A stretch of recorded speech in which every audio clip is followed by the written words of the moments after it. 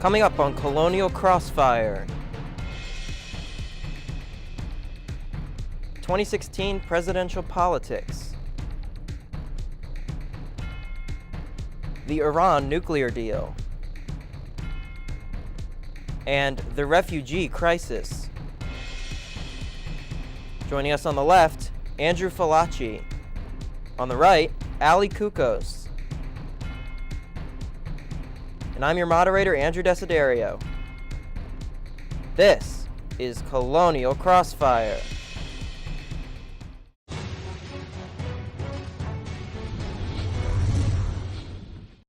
We are more than 400 days from Election Day 2016, but it's already high season for the politicking, campaigning, and mudslinging that come with it. Welcome back, GW, and welcome to Colonial Crossfire Season Number 6. I'm Andrew Desiderio. The 2016 presidential campaign is upon us, and it has given the political press a sea of unexpected storylines, from Donald Trump and Bernie Sanders to the so-called political establishment candidates faltering, and the potential for a dark horse candidate.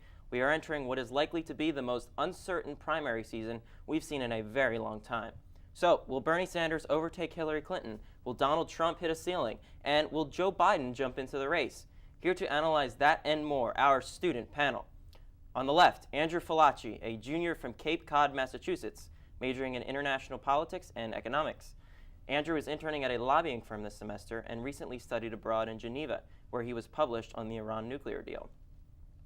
On the right, Ali Kukos, a sophomore from Newton, Massachusetts, majoring in political science and political communication. Ali is the director of membership for the GW Young Americans Foundation and the chair of GW Students for Carly Fiorina. Thanks to both of you for joining us. The top 11 Republican candidates faced off at the Reagan Presidential Library, where the topic of Trump dominated, and other candidates started taking aim at the GOP frontrunner. Namely, former HP executive Carly Fiorina attacked Trump's business record, and Trump hit right back. But one struggling candidate wasn't having any of their bickering. While I'm as entertained as anyone by this personal back and forth about the history of Donald and Carly's career, for the 55-year-old construction worker out in that audience tonight who doesn't have a job, who can't fund his child's education, I got to tell you the truth. They could care less about your careers. They care about theirs. So, Ali, as a Fiorina supporter, how do you feel about Governor Christie's criticism? Does he have a point that maybe it's important for someone to have political experience before they assume the highest office in the land? I don't think that's necessarily true, because being president's about executive authority. It's about being able to be in a position of power. I almost think, in a way, being a governor or being a CEO of a company is almost better preparing you in some situations than being a member of Congress, because you do have that executive prowess beforehand. Mm-hmm. So he does make a point, but at the same time, I think Carson, even to some extent, and Trump do kind of have the experience to do Right, well. so on that note, we've seen, of course, the rise of political outsiders this election cycle. We have one poll on the Republican side had, of course, Donald Trump leading, Ben Carson in second place, and Carly Fiorina in third. Andrew, what do you think it says about, I guess, the Republican Party that we have these political outsiders who have never held public office leading the pack? What does it say maybe about the electorate or about the party? Yeah, well, Andrew, before I begin, thank you for having me on, and thank you, GW-TV, for putting this production together. I think it's great. I think competition is something that is definitely needed, especially at this moment in the presidential campaign. I think Donald Trump, Fiorina, the numerous amounts of non-political candidates are definitely bringing items on the agendas of these traditional political candidates, and it's definitely having an impact as far as getting the media involved in certain things that maybe would not have been so involved beforehand. Mm-hmm. Well, speaking of political outsiders, we have, of course, Bernie Sanders. Not that he's an outsider, but he is a senator, of course. Mm-hmm. He's an outsider in the respect that he doesn't have a super PAC. He is an avowed socialist. What do you think it says about the Democratic Party that someone like that is up top, and you see Hillary Clinton, of course, falling in the polls? Sure. Well, Bernie Sanders definitely being in the race is going to be healthy for the Democratic side as they prepare to go against whoever the GOP nominee is going to be. Mm-hmm. And right now, Bernie's drawing huge crowds, and there's a reason for that. People are curious. They want to know what he is going to bring to the table that's different from Mrs. Clinton. And I think it's also good for Mrs. Clinton in order to prepare herself and to move her candidacy in a way that's going to be more well-rounded and speak more to the people and what they want versus just going ahead as an established candidate with her own platform. Right, and that hurt her before. Yeah, I think it's no secret, of course, that Clinton's campaign folks are worrying about the rise of Bernie Sanders because he, when he first entered the race, he was this obscure guy. Nobody really knew who he was. Now his name ID has shot up. And at the same time, Hillary Clinton's numbers have been falling as, of course, the email controversy goes on. Allie, there are, of course, conflicting reports about whether there might have been classified information on that server. Of course, the FBI has it. Has that server. Do you think Clinton can get past this, and how does she get past this? I think it's going to be really hard for her because through it, she already had kind of relatively high unfavorability numbers, and they've just kind of plummeted since then. Mm-hmm. And so if she really does want to kind of get past this, she has to appear sincere. And I don't mean like making kind of funny jokes, being like, oh, did I wipe my server clean with a cloth? Like that sort of thing isn't going to get people to trust her. She has to prove she's trustworthy, and right now she hasn't done anything to prove to the American people that she is a trustworthy candidate. Bernie Sanders, on the other hand, has. He's proven to them he's there for them, and she hasn't. Andrew, what do you think? Is she a vulnerable candidate? Is she trustworthy? She's definitely trustworthy. In regards to the email controversy, look, she fumbled, and she's admitted that she fumbled on the issue. But since coming out, she's been very forward about what her intentions were, and let's make it clear. She never broke the law. The State Department has launched numerous investigations that she did not go against any of their protocols. She shouldn't have been using two servers. Now, going forward as a candidate, the most important thing for her to do is to be more open with the public. That's something Bernie Sanders is very good about doing. He's drawing these huge crowds because he wants to get out there. He wants to give these speeches. Hillary is a more closed-off candidate at the moment because she is the front runner. She does have a large record that's coming behind her. But as a former senator, former secretary of state involved in this current administration, it is more difficult for her to come out and be that welcoming candidate that Bernie is, but she's going to have to do it. And going back to my first point in the last segment, that's exactly why Bernie is a good thing for the Clinton campaign. For the Democratic Party, you think? Yeah, and overall. Okay. Allie, do you think Clinton's vulnerability I guess, is elevated by the fact that we see all this speculation about Joe Biden maybe entering the race? Andrew mentioned someone who's open and tends to be a very public person. Joe Biden has been that, but since the death of his son has really laid low a bit, he's kind of brought himself back into the public eye as he kind of mourns the death of his son. Do you think he's going to jump into the race? I think there's definitely a really good likelihood of that. The DNC has basically been prepping for him to kind of enter the race. They've been saying they welcome the opportunity for him to join and that sort of thing.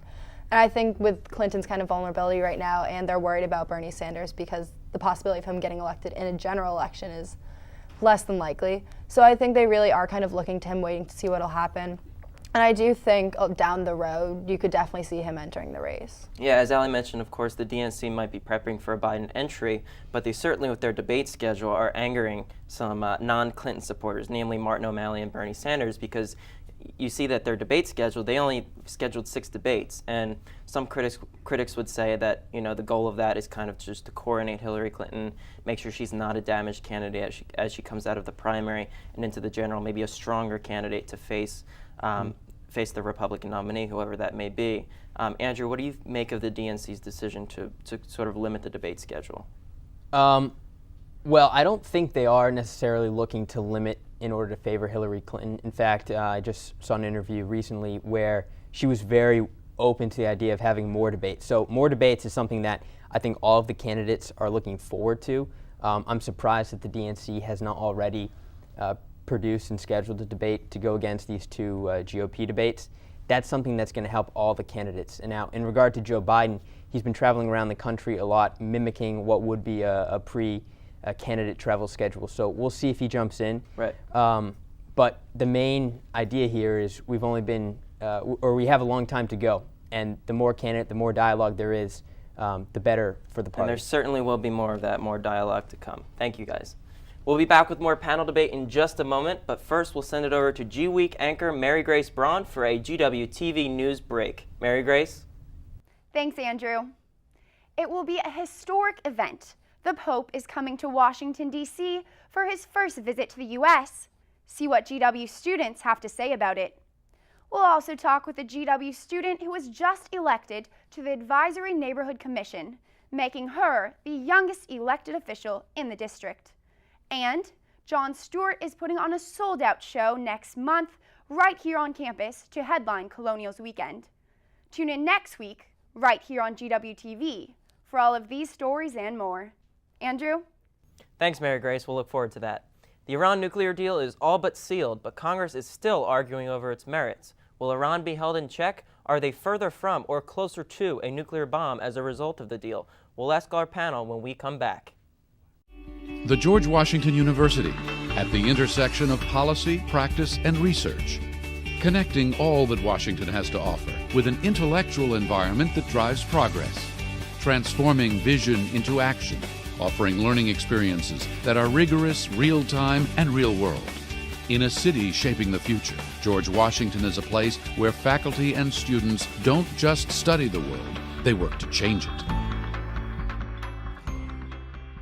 Wonderful academic institution with a fine athletic tradition. Patricio Garino throws it down with two hands. Wonderful city. It's a great place to go to school. Keith and Savage open down the right side. Will go and Duncan with his right hand. Not just the family, it's a whole community. Armwood Duncan with 1.9 seconds left. Armwood, a thunder slam. 81-80 George Washington. A huge victory for the Colonials.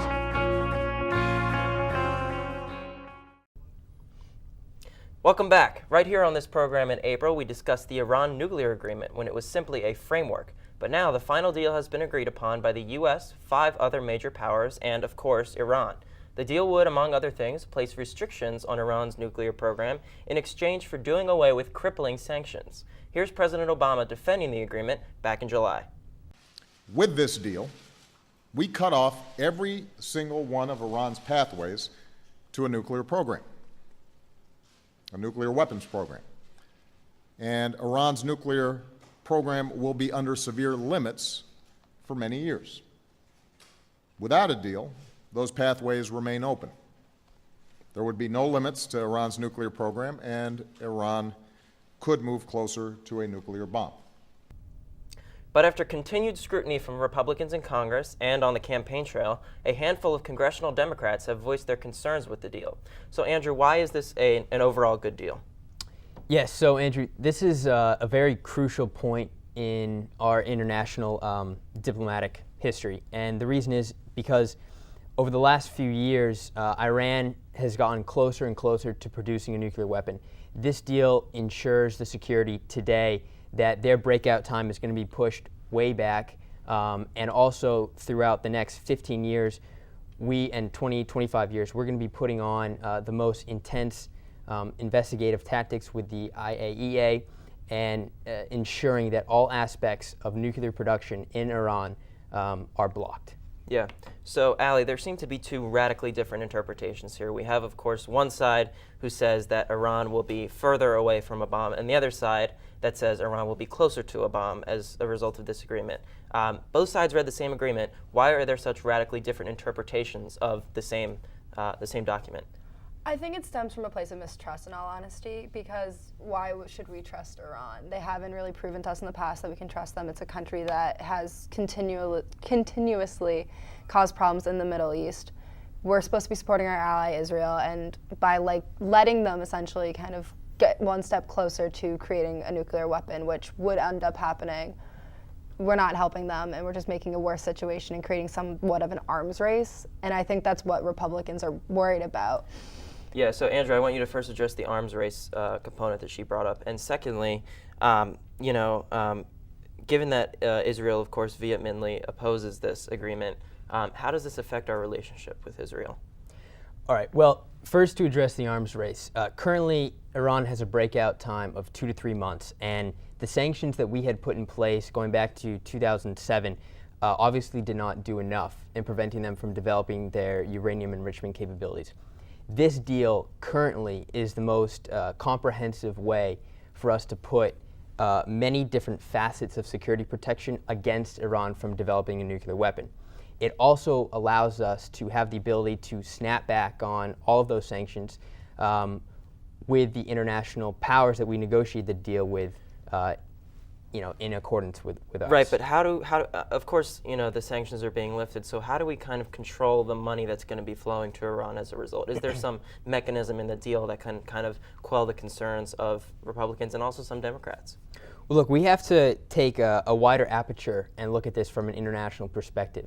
The deal is just not between the United States and Iran. The deal is between the P5+1 and many UN charters. So the money is going to be released by Russia, by China, by Germany, and the other members, regardless of whether the United States signs on or not. We're still going to impose sanctions against Iran for a number of different reasons, sponsoring terrorism, and other relations going back to 1979. The deal ensures that all of those capabilities are in place to impose further military action or other diplomatic means, putting the sanctions back on with this framework going forward. Mm-hmm. If we didn't have the framework, we wouldn't have that in place, and Iran would be able to develop a nuclear weapon much sooner than it would be further along, which would be harming Israel more than this deal was. Ali, some supporters of this deal have said there's two options that we have. One, this deal, or two, war. Do you reject that idea? I think that's an inaccurate idea in the sense that we could get closer to no war or no agreement. You just have to go about it in a different way. It's very kind of quick the way it's all happening. We're going to remove sanctions. We're going to take restrictions off, and instead they could prolong that timeline. Instead, we could avoid war if we just kind of prolong everything instead of making a very snap decision towards it. So on another point related to this, Israeli Prime Minister Benjamin Netanyahu has been lobbying as forcefully as he can against this deal. Given that he so vehemently opposes it, how does this affect the relationship that not only President Obama and Prime Minister Netanyahu have, but the relationship that the two nations have going forward? I think it greatly strains it because we're supposed to be their ally. We're supposed to be defending them at whatever we possibly can and helping them. And by going basically against them and turning our back on them in some regards, we're completely straining our relationship with them. And I definitely think it's going to cause some problems in the Middle East in the future. Yeah, so Andrew, we had an amendment go through the Senate recently. It was brought forward by Majority Leader Mitch McConnell. It basically said that as part of any nuclear deal with Iran, two things have to be in place. One, all the U.S. prisoners that are in that country have to be released, and two, Iran has to recognize Israel as a state. Mm-hmm. It only got 53 votes. It needed the 60 to clear the procedural hurdle in the Senate. Of course, because the Democrats filibustered. What do you think? Do you think that would have been problematic had the Senate passed that? What would have been problematic about those two components of the amendment? Well, obviously we want those two components, but it would have been problematic in the sense that these international agreements are very hard to come by. And obviously this deal is not perfect. Okay, we could have done more things, but we're also dealing with another side of the negotiating table. Now, addressing Israel particularly, this deal does secure Israeli peace more than the current status quo. And I think the president has done a great job of explaining that. Secretary Kerry has explained it and has stood by it. And the reasons are quite clear. Iran today is very close to developing a nuclear weapon. Iran, under this deal, is much more restricted. They are under a lot more scrutinizing surveillance. And there is an international agreement that is agreeing to put back on a lot of these restrictions and security tactics if they are to break the deal. So yes, we do need to be skeptical, but we have to give diplomacy a chance in this regard. And because I have to go to break real quick, Ali, do you think this is a legacy issue for the president? I think his foreign policy legacy is not the greatest, and I think in the long run this will kind of add to that, so I don't think it's going to work. Andrew, what say you quickly? Real quickly, I think it is because Iran is a sovereign power in the Middle East, and if we look at the broader spectrum, there's a lot of things going on where Iran's support is needed. Syria, they are working with us against ISIS, and Afghanistan against the Taliban. So we need to recognize that the problems in Israel and Palestine have affected our relationship with the Middle East. Maybe this can help that and put the objective of solving that issue more to the forefront than dealing with these issues. Right, so of course looks like Congress is going to vote to approve this deal. We'll see what happens if maybe we have a Republican president in 2017, whether that president will uphold the deal or, as some have said, immediately scrap it on day one. Thank you so much for joining us, guys. It was a great debate. After this break, it's Rapid Fire. Stay with us. It's been pretty busy around here with parcel and flex plans going on sale, so we need an extra pair of hands around the office. Let's go, G-Dub! Let's go, G-Dub! We had no idea you were bringing the Colonial Army. Whoosh! Ah, G-Dub! Ah, G-Dub! Hey George, I think you have an update for Firefox. Never mind. I believe. I believe that. I believe that we. I believe that we will win.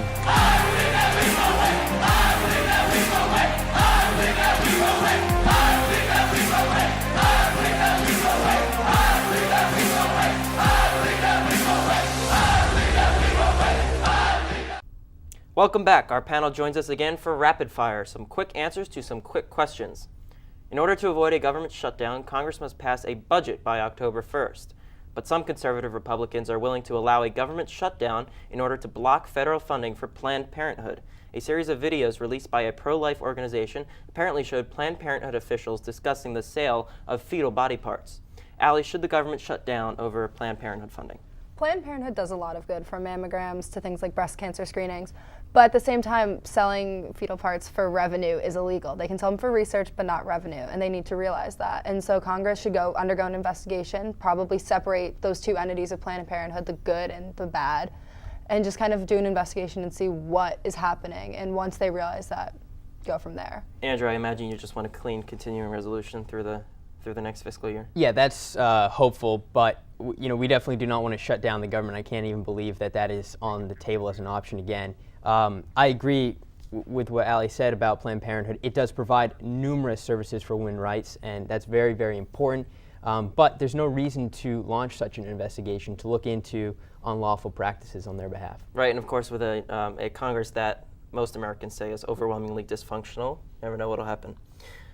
Thousands of refugees are attempting to escape war and poverty in Syria and northern Africa. President Obama has already proposed allowing 10,000 refugees to come to the U.S., but some Democrats instead want the president to sign off on 200,000. Andrew, what should the U.S. do, if anything, about this crisis? Well, it's a situation where an international effort is needed, and we have to look at what's going on and ask not what is going on and why, but what is not going on and why not. And I think that lending our hand as much as we can to these refugees and aiding our allies in Germany and the rest of Europe is definitely essential in dealing with this crisis. Allie, what do you think of President Obama's proposal to allow 10,000? I would agree with what Andrew was saying. We have to really kind of help Europe and help the EU. We also have to kind of put more pressure on Assad and just make sure that they realize what's happening in Syria isn't okay and the United States isn't going to stand by it. Mm-hmm. Well, of course, it's a very sad situation. And Pope Francis is making his first visit to the U.S., and the Pontiff's packed schedule includes a visit with President Obama and an address to Congress. Allie, how do you feel about the Pope's visit? It's exciting, definitely, whenever any sort of religious head is coming to the United States, especially D.C. I am a little iffy about him being involved in the political sphere, especially kind of climate, economic reform, because that's not his jurisdiction. He's a religious figure. He shouldn't be dealing with things like that. But it's still obviously exciting that he's coming. Andrew, how do you feel about Pope Francis? I feel very opportunistic, and the reason why is because he's doing a lot of things that are uncandid of a Pope to do. He's going to a lot of U.S. prisons. He's meeting with people with mental illness. He is going to be meeting with people who are struggling economically, poor, homeless. And I think that his visit is actually going to shine light on a lot of aspects of American society that need help today, and that hopefully will become big aspects of the 2016 race going forward.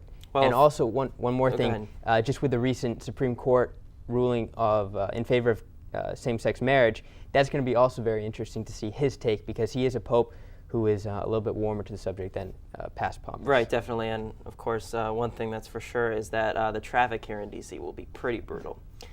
All right, thanks guys so much for joining us. It was a great debate. And with that, we end our debate here on Colonial Crossfire. Thank you so much to both Allie and Andrew for joining us. When we come back, Casey Decker has our debate fact check.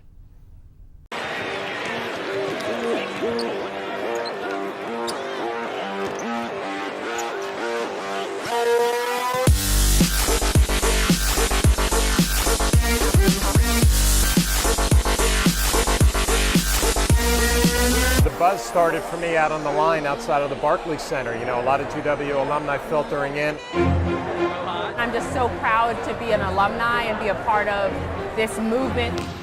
There hasn't been a team like this in 7, 8, 9 years. I'd say we probably have over 1,000 people here, and you can feel the energy. I graduated in 1991. I graduated in 2009. I graduated in 2005 from the Elliott School. The School of Medicine and Health Sciences. From the Columbian College. If you want a place to be in the world tonight, it's right here with all of our alumni, students, parents, friends of the George Washington University. It's just important to have a community that supports our student athletes. I love this team, and I'm proud to support it. Everyone that's participated and made this happen knows it didn't happen overnight. What we're trying to do is develop students and student athletes to really impact the world. This is an even better turnout than last year. The first thing it can really do for us is get our name out there. Applications the next year go through the roof. Tonight, you are the George Washington University.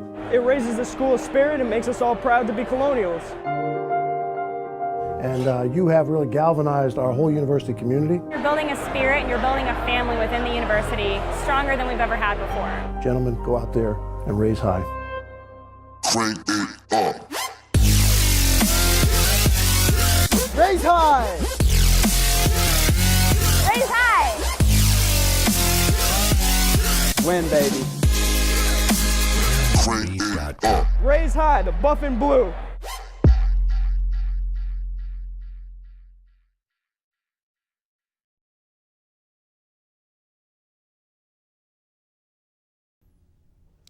Welcome back. During our panel discussion, a team of fact-checkers monitored our debate. Casey Decker is here to fill us in on what we missed. Casey? Well, Andrew, our first panelists of the year were spot on fact-wise. We found no factual errors from either Allie or Andrew. So, back to you. All right, that's great then. Thank you, Casey. And now for Spilled Milk. Here's our tribute to the very best of late-night political comedy. Today, my love has gone away. The bottle stands so long. Cares about people. They like the way he communicates. The way he communicates? He always sounds like he's about to fall asleep. Right? He has no energy. I have plenty of energy. You know, operating on people for 10, 12, sometimes greater than 20 hours at a time. I have plenty of energy. A new report has found that Bernie Sanders has not been able to secure campaign endorsements from any senators, representatives, or governors. When reached for comment, most politicians just mouth, "She's listening."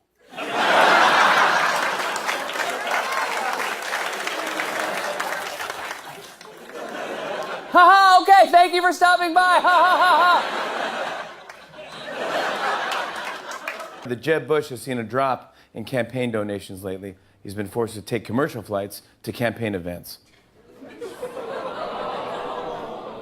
It got weird when the airline said they lost Jeb's baggage, and he was like, "You lost my brother?" No, I left your baggage. What do you think I said? As he explained to his biographer, while he has never served, he has, quote, always felt he was in the military because he went to a military-themed boarding school. Yes.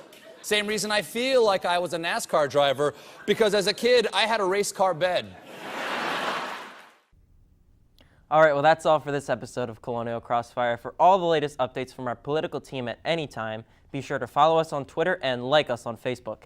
For all of us here at GWTV, I'm Andrew Desiderio. Thanks for getting caught in the crossfire with us. We'll see you right back here next time.